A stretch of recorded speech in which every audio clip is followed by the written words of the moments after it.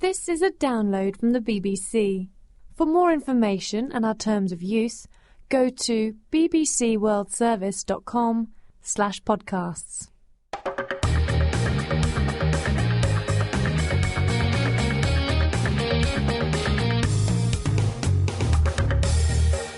bbclearningenglish.com presents Talk About English, a series of radio features that support your English language studies.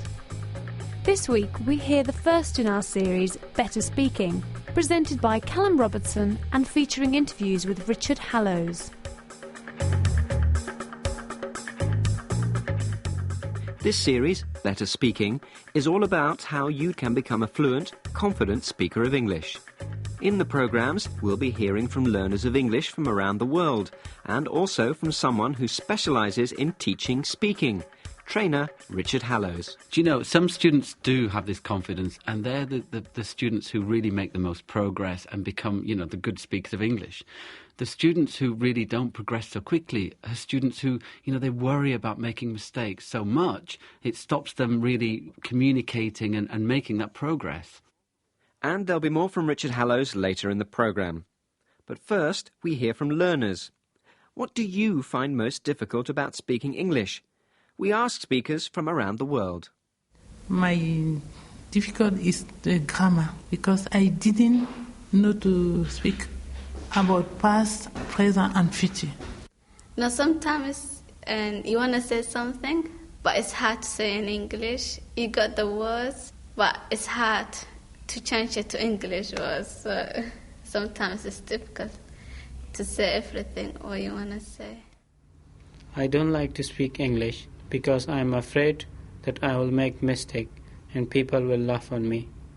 Yes, something I always found difficult was the pronunciation, because I was afraid of pronouncing a word wrongly. So there are words I know, but I don't know how to pronounce, and that has made me use less vocabulary. Students from around the world talk about the difficulties of speaking English. They feel afraid. They worry about correct grammar and pronunciation.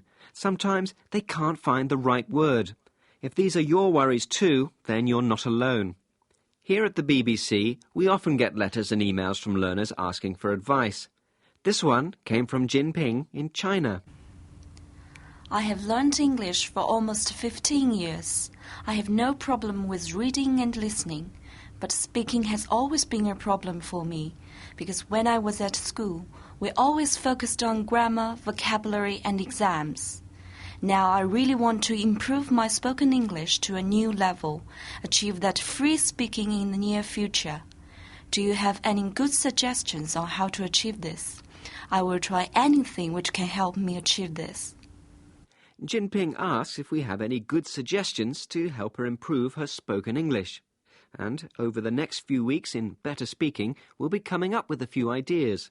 There'll be help and advice on becoming a more confident speaker, getting your meaning across and improving pronunciation. You can also learn words and expressions that will help you to sound more fluent. bbclearningenglish.com.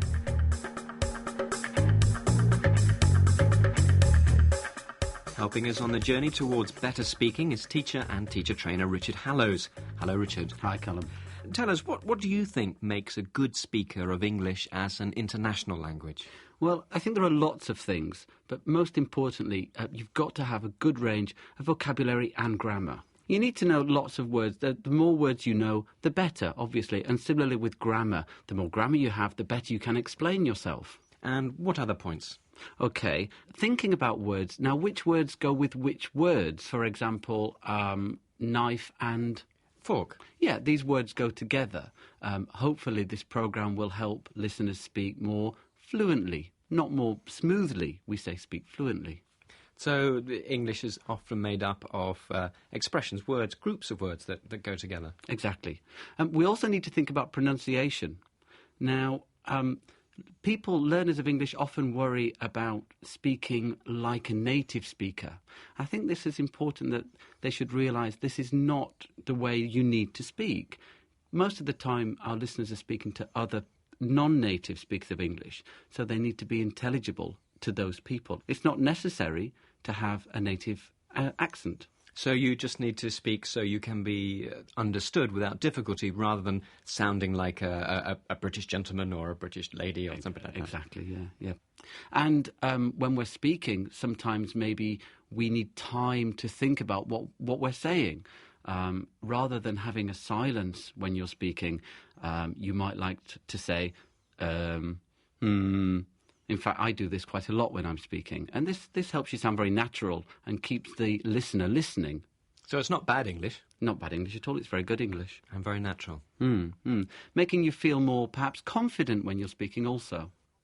So confidence is very important, and it's not necessary to be accurate all of the time. Yeah, absolutely. Richard, do you find that most of the students that you teach have this kind of confidence? Do you know, some students do have this confidence, and they're the students who really make the most progress and become, the good speakers of English. The students who really don't progress so quickly are students who, they worry about making mistakes so much, it stops them really communicating and making that progress. And what can you do to help those students who may lack that confidence? It's very difficult because maybe these students have felt like this all their learning careers, if you like.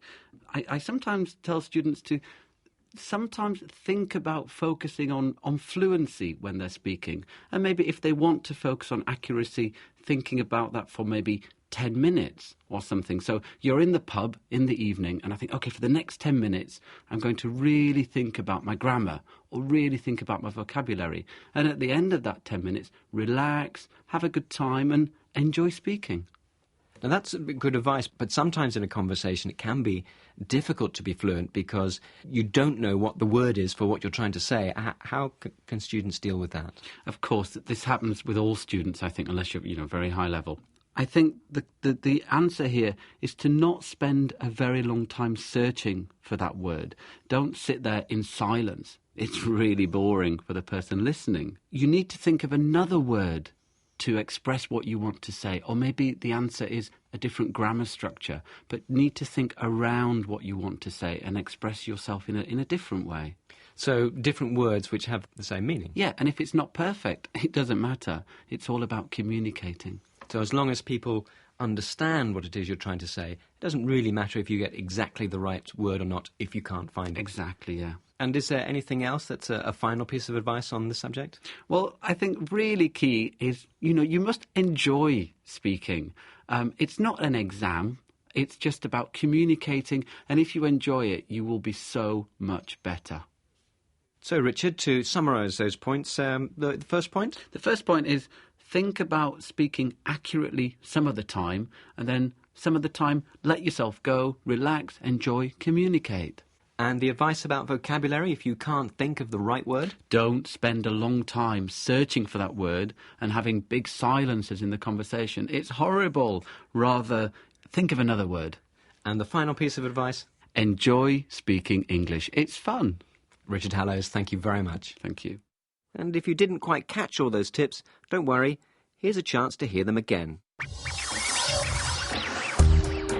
If you're worried about making mistakes when you speak English, then focus on accuracy, but only for a limited time, say 10 minutes. Then, after this fixed time, relax and just concentrate on being fluent and not worrying so much about making mistakes. If you're speaking in English and you don't know a word or phrase, don't stop and stay silent. If you can't think of the exact word, find another word or phrase which means the same thing. You need to think of ways of getting round the words and phrases you don't know by using simpler language that you do know.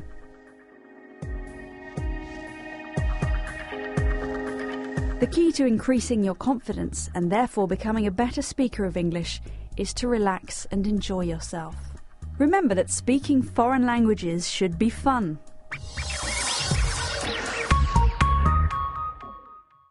That was Talk About English from bbclearningenglish.com.